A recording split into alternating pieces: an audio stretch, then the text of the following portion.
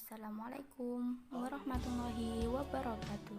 Perkenalkan, saya Nur Tria Amalia dari kelas PGMI 2C akan sedikit memberikan wawasan tentang hukum melaksanakan sholat Idul Fitri. Apa yang kalian ketahui tentang sholat Idul Fitri? Dan pasti kalian sudah tidak asing lagi dengan istilah sholat Idul Fitri itu. Sholat Idul Fitri adalah sholat sunnah yang dikerjakan pada tanggal 1 Syawal atau saat Idul Fitri. Sholat ini sekaligus sebagai tanda berakhirnya ibadah puasa pada bulan Ramadan.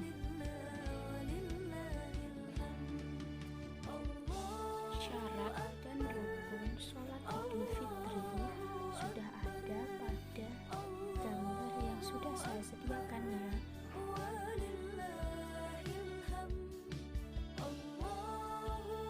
Selanjutnya, hukum sholat Idul Fitri.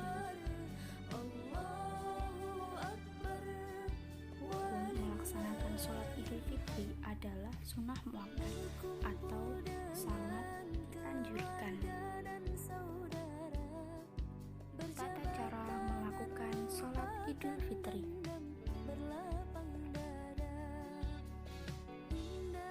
Yang pertama, sebelum sholat Idul Fitri disunahkan untuk memperbanyak bacaan takbir, tahmid, dan tasbih. Yang kedua, sholat Idul Fitri dimulai dengan menyeru kalimat as-sholatu jami'ah yang artinya sholat jamaah akan segera didirikan. Selain itu, sholat Idul Fitri dilaksanakan tanpa didahului azan dan iqamah. Yang ketiga, membaca niat sholat Idul Fitri sebagaimana ibadah-ibadah lainnya, yaitu usolli sunnatal Idul Fitri rakaataini ma'muman lillah ta'ala, yang artinya aku berniat salat sunnah Idul Fitri 2 rakaat menjadi makmum karena Allah Ta'ala. Dan yang keempat, membaca takbiratul ihram sambil mengangkat kedua tangan. Yang kelima, 7 takbir pada rakaat pertama sholat Idul Fitri. Setelah membaca doa iftitah, dilanjutkan dengan membaca takbir lagi sebanyak 7 kali. Takbir sebanyak 7 kali tersebut diucapkan sambil mengangkat tangan. Di sela-sela setiap dari 7 takbir itu dianjurkan membaca kalimat Subhanallah walhamdulillah wala ilaha illallah wallahu akbar, yang artinya Maha suci Allah, segala puji bagi Allah, tiada Tuhan selain Allah, Allah Maha besar.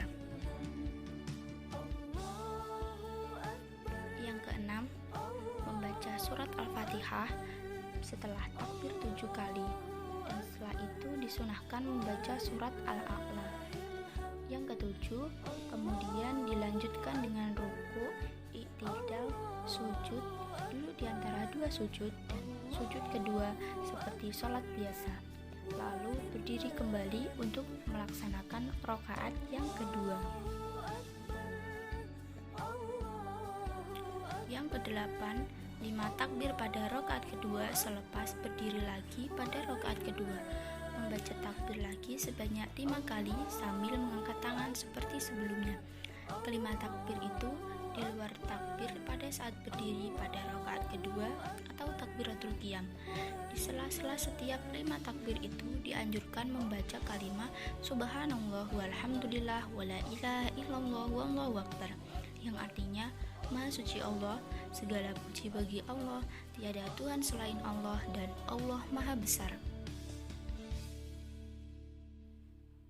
Yang kesembilan, setelah 5 takbir membaca surat Al-Fatihah dan kemudian disunahkan membaca surat Al-Ghasyiyah.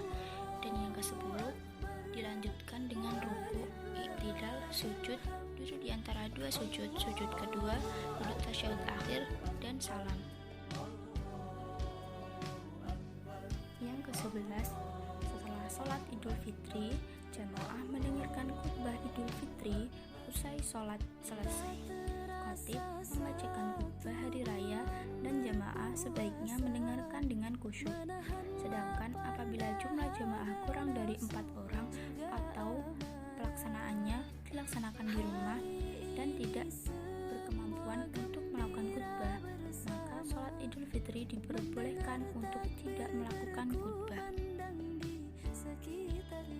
Lalu, bagaimana jika sholat Idul Fitri dilakukan di rumah akibat pandemi COVID-19 seperti saat ini? Majelis Ulama Indonesia atau MUI telah menerbitkan Fatwa Nomor 28 Tahun 2020 yang memberikan pendapat tentang ketentuan sholat Idul Fitri saat pandemi Corona dan tata cara pelaksanaannya. Yang pertama, jika umat Islam berada di kawasan terdampak COVID-19 yang sudah terkendali pada saat 1 Syawal 1441 Hijriah, yang salah satunya ditandai dengan angka penularan menunjukkan kecenderungan menurun, maka sholat Idul Fitri bisa dilaksanakan dengan cara berjamaah di lapangan, masjid, musola, atau tempat lainnya. Yang kedua, jika umat Islam berada di kawasan terkendali atau kawasan yang bebas COVID-19 dan diyakini tidak terdapat penularan seperti di kawasan perdesaan atau perumahan terbatas yang homogen, tidak ada yang terkena COVID-19 dan tidak ada yang keluar masuk orang, sholat Idul Fitri dapat dilaksanakan dengan cara berjamaah di tanah lapang, masjid, atau musola. Dan yang ketiga, sholat Idul Fitri boleh dilaksanakan di rumah dengan berjamaah bersama anggota keluarga atau secara sendiri atau munfarid, terutama jika berada di kawasan penyebaran COVID-19 yang belum terkendali. Ketentuan sholat Idul Fitri di rumah. Yang pertama, jumlah jamaah sholat Idul Fitri minimal 4 orang atau 1 imam dan 3 makmum. Tata cara sholat Idul Fitri berjamaah di rumah sama dengan sholat di masjid atau lapangan. Usai sholat Id, khatib melaksanakan khutbah. Jika jumlah jamaah kurang dari 4 orang atau jika dalam pelaksanaan sholat Idul Fitri berjamaah di rumah tidak ada yang berkemampuan untuk melakukan khutbah, maka sholat Idul Fitri diperbolehkan dilakukan tanpa melakukan khutbah. Sehingga dapat disimpulkan bahwa sholat Idul Fitri boleh dilakukan di rumah dengan ketentuan minimal ada 1 imam dan 3 makmum.